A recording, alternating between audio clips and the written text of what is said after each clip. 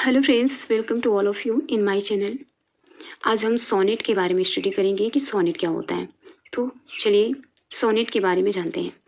Sonnet is a lyrical poem of 14th iambic pentameter length. Sonnet क्या है? एक lyrical poem है जो कि 14th एम्बिक पेंटामीटर में लिखे जाते हैं। अब ये एम्बिक पेंटामीटर क्या होता है? तो एम्बिक पेंटामीटर को जानने के लिए हमें सिलेबल को जानना होगा, फुट को जानना होगा, मीटर को जानना होगा। तो इसके लिए हम इनका अलग से वीडियो बना देंगे। तो अभी के लिए हम आप जानते हैं कि जो एम्बिक पेंटामीटर होता है ये अनस्ट्रेस और स्ट्रेस सिलेबल का 5 टाइम रिपीटेशन होता है। जो अनस्ट्रेस और स्ट्रेस सिलेबल होते हैं उनका कॉम्बिनेशन होता है, उसके एक कॉम्बिनेशन को हम आइम बोलते हैं। अनस्ट्रेस और स्ट्रेस सिलेबल के कॉम्बिनेशन को हम आइम बोलते हैं।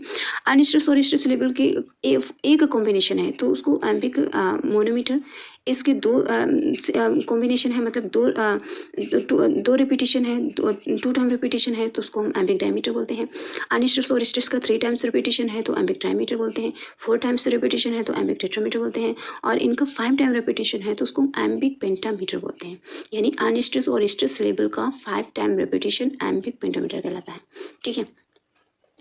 It is derived from Italian word sonetto which means little song. अब ये जो सोनेट है इसका ओरिजिन कहाँ से हुआ है? तो इटली में इसका ओरिजिन 13th सेंचुरी में होता है। और ये सोनेटो वर्ड मतलब जो इटालियन वर्ड सोनेटो है इससे लिया गया है, जिसका मतलब होता है little song. It is introduced by Giacomo da Lentini in 13th century and popularised by Francesco Petrarch. अब इसको इंट्रोड्यूस किसने कराया है? तो इटालियन एक राइटर हैं जिनका नाम है जियाकोमो द लिंटनी। इन्होंने 13th सेंचुरी में सोनेट को इंट्रोड्यूस कराया है। लेकिन अगर पॉपुलर कराने की बात करें, फेमस कराने की बात करें तो फ्रांसिस्को पेट्रार्क हैं जिन्होंने सोनेट को पॉपुलराइज्ड कराया, फेमस कराया। इसीलिए सोनेट को इन्हीं के नाम से जाना जाता है। इटालियन सोनेट फ्रांसिस्को पेट्रार्क के नाम से जाना जाता है।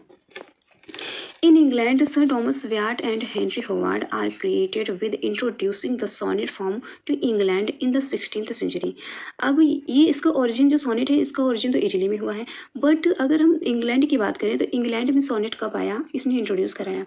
तो sir Thomas Wyatt and Henry Howard ऐसे जो राइटर हैं इन्होंने 16th सेंचुरी में इंग्लैंड में सोनेट को इंट्रोड्यूस कराया है। कब? इस 16th सेंचुरी में sir Thomas Wyatt and Henry Howard ने सोनेट को इंट्रोड्यूस कराया है। ठीक है।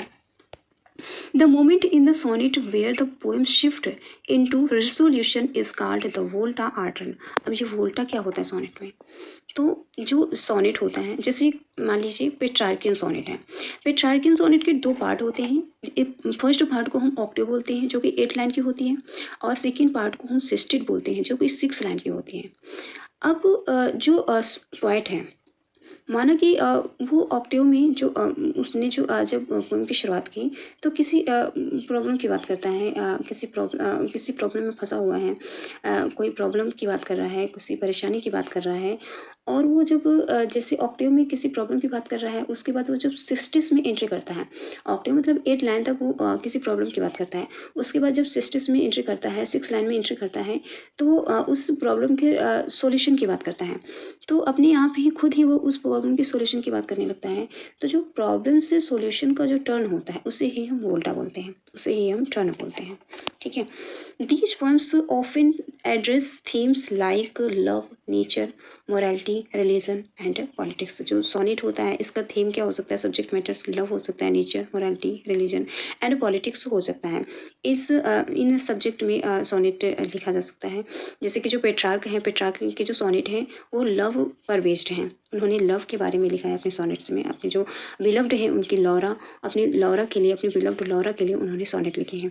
और मिल्टन के सोनेट कैसे हैं? रिलीजन पर बेस्ड हैं, पॉलिटिक्स पर बेस्ड हैं।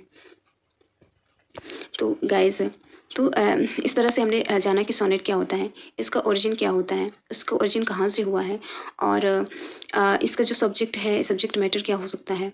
तो गाइस अगर मेरा वीडियो आप लोगों को अच्छा लगा हो तो मेरे चैनल को लाइक कीजिएगा, सब्सक्राइब कीजिएगा। Thank you.